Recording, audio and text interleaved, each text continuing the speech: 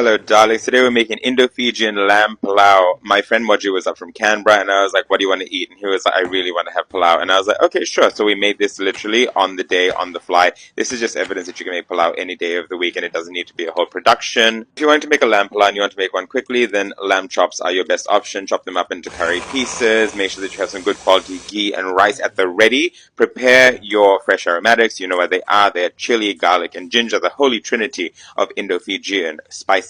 And then we make our dry spice mix, which is cumin, fennel, star anise, cinnamon, cardamom, and some coriander seeds. We toast that until it's fragrant and beautiful. We toss that into our spice grinder, grind it all up. This is the base of your palau masala. This is what gives you all that beautiful palau flavor. You have a heavy pot on the stove, golden farm ghee, of course. Very generous amount of golden farm ghee is what we need for this. Spice your ghee with cinnamon, star anise, cloves, and cardamom. Then throw in your onions. That's 2 onions in there. Caramelize your onions in with your beautiful fresh spices, and then a whole can of whole peeled tomatoes, and then of course your beautiful palau masala we made before. I like to top this up with 1 tablespoon of garam masala as well, that you can get from your local Fiji market. And never forget to season, of course. We have salt and we have some sweetener. We go in with all of our lamb, a little bit more salt on the top of that lamb. This is about 2.5 kilos of lamb chops. Bring it to a bubble, turn the heat down, and then leave it to cook in its own juices. In the meantime, we wash 2 cups of golden farm rice. This basmati is absolutely beautiful for palau, by the way. We go back to our lamb, we mix it through, make sure that it's all incorporated,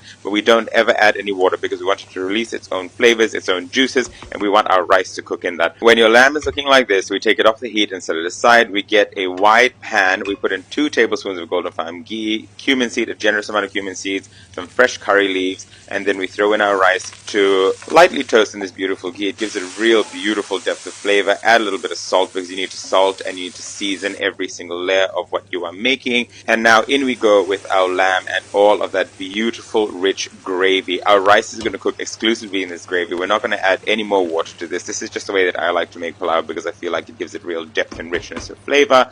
We cover it, we let it cook on a lower heat, it's sizzling away, and when we come back to it and we find that the rice is starting to look a little bit firm, a little bit ready, we chop in our coriander because we want our coriander to cook through, because coriander is a flavor. I say this every time, and if you don't get it yet, that's what it is. When the liquid is dried up and you've tested your rice and it's ready to go, let it sit on the stove for about 5 minutes and then plate it up with some tomato chutney and some yogurt. Moji was incredibly happy. I reckon the Indo-Fijian palau is just one of those things that makes everybody universally happy every single time you take a bite. It takes you home, but it also is just so flavorful, so packed full of goodness, and it's so much easier to make than people think it is. This doesn't just need to be for special occasions. In fact, you know what? Every day is a special occasion, like my friend coming to visit me from Canberra.